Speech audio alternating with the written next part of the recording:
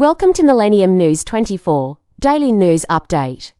French voters face a decisive choice on July 7th in the runoff of snap parliamentary elections that could see the country's first far-right government since the World War II Nazi occupation, or no majority emerging at all. Projections by polling agencies suggest the far-right National Rally stands a good chance of winning a majority in the lower house of Parliament for the first time, but the outcome remains uncertain amid the complex voting system. In Sunday's first round, the National Rally arrived ahead with an estimated one-third of the votes. The new Popular Front coalition that includes centre-left, Greens and hard-left forces came out in second position, ahead of President Emmanuel Macron's centrist alliance.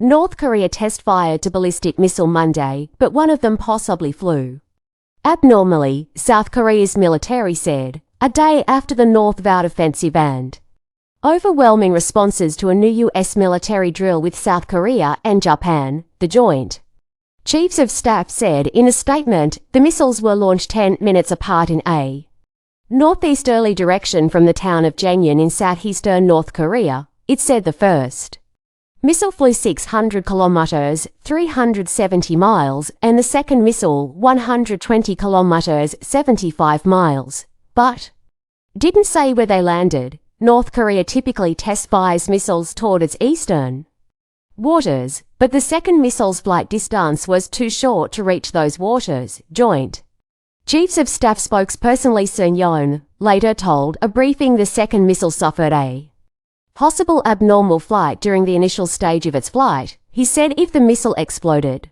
its debris would likely have scattered on the ground, though no damages was immediately reported. Lee said an additional analysis of the second missile launch was underway. Hurricane Beryl closed in on the southeastern Caribbean late Sunday after strengthening into what experts called an extremely dangerous category for storm, and government officials pleaded with people to take shelter.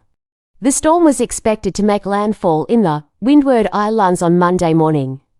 Hurricane warnings were in effect for Barbados, St.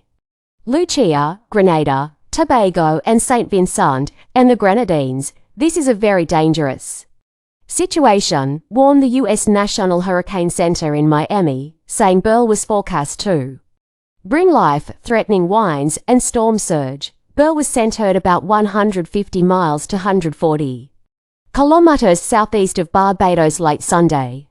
It had maximum sustained winds of 130 miles per hour and was moving west at 20 miles per hour. It is a compact storm with hurricane force winds extending 30 miles from its center. Dimly lit and stuffy classrooms stir with life every morning as children file in. Rays of sunlight stream through wooden windows, the only source of light.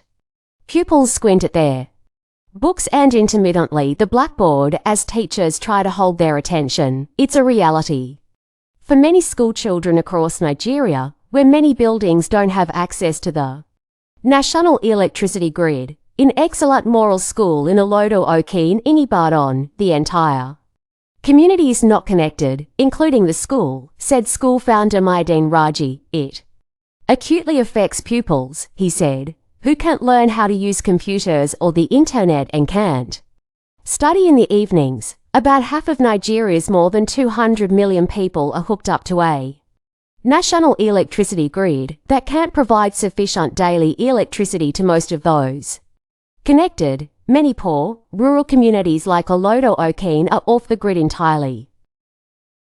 A strike by plane mechanics forced Canada's second-largest airline, WestJet, to cancel hundreds more flights Sunday, upending plans of roughly 110,000 travellers over the Canada day-long weekend and prompting the carrier to demand action from the federal government.